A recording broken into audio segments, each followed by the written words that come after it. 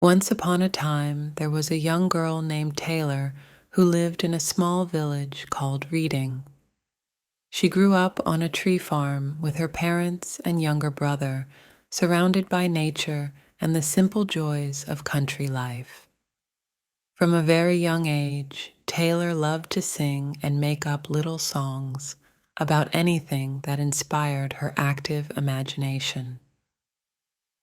When she was only 10 years old, Taylor picked up a guitar and taught herself how to play. She would spend hours plucking away, making up sweet melodies to go along with all the lyrics she dreamed up. Music made Taylor happier than just about anything else, though she also loved spending quiet moments reading her favorite books, writing in her cherished diaries, and playing with her kitty cats. One Christmas, Taylor's parents surprised her with a trip to Nashville to visit the iconic Grand Ole Opry.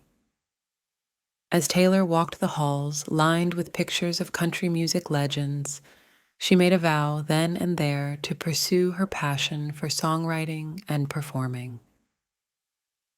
Not long after, Taylor won local talent competitions that earned her appearances singing the national anthem at Major League Baseball games.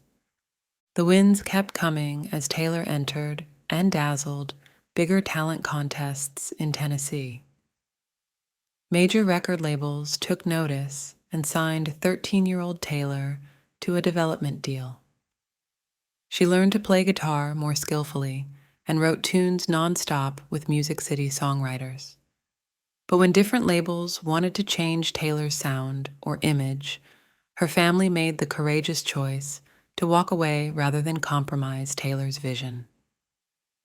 Undeterred, Taylor kept writing music and performing at county fairs, while dealing with the ups and downs of being a normal high school student back home in Pennsylvania.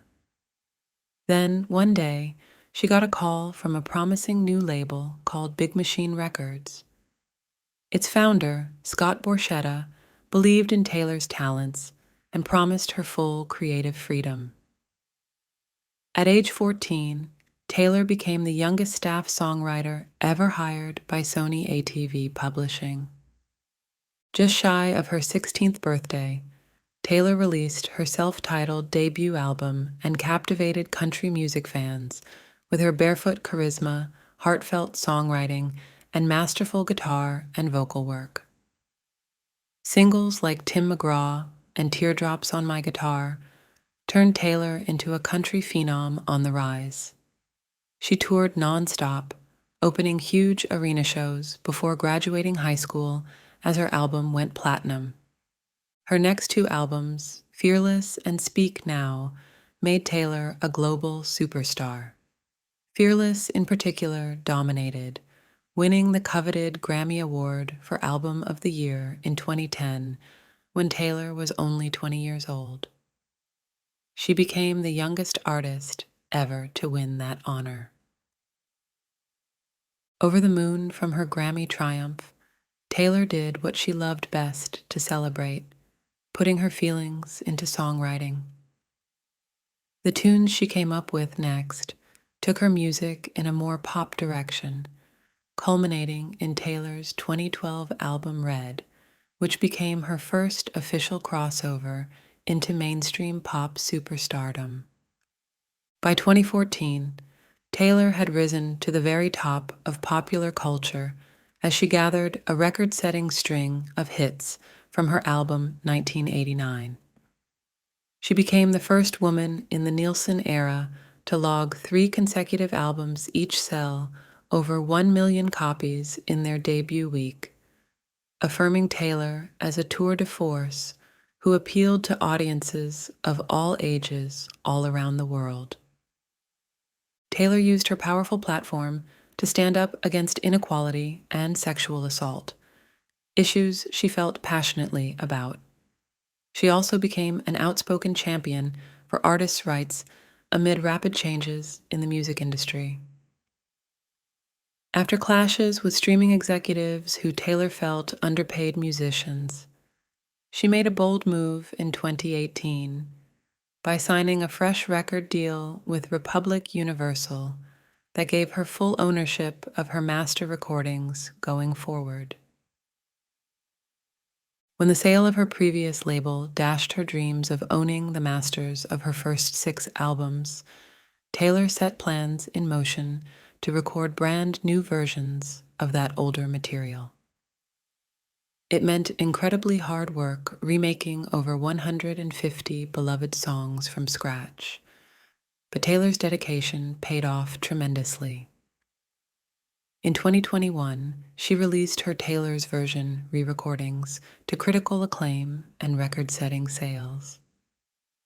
Through so much tumult, Taylor remained creatively inspired, already at work, writing intimate new songs for fans, eagerly awaiting her next chapter.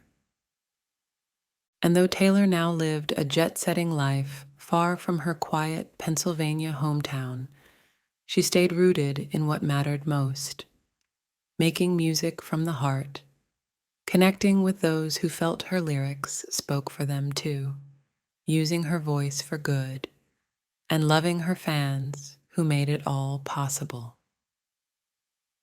Taylor had achieved enormous fame and success beyond her wildest imagination from those early days singing into her hairbrush. But no matter how many millions of albums she sold or how many stadiums she headlined, Taylor stayed forever that same creative girl who found magic in simple moments and great joy in bringing people together through songs. She remembered her promises to keep following her musical passions wherever they might lead, and by staying true to who she really was, Taylor lived happily ever after. The end, sweet dreams,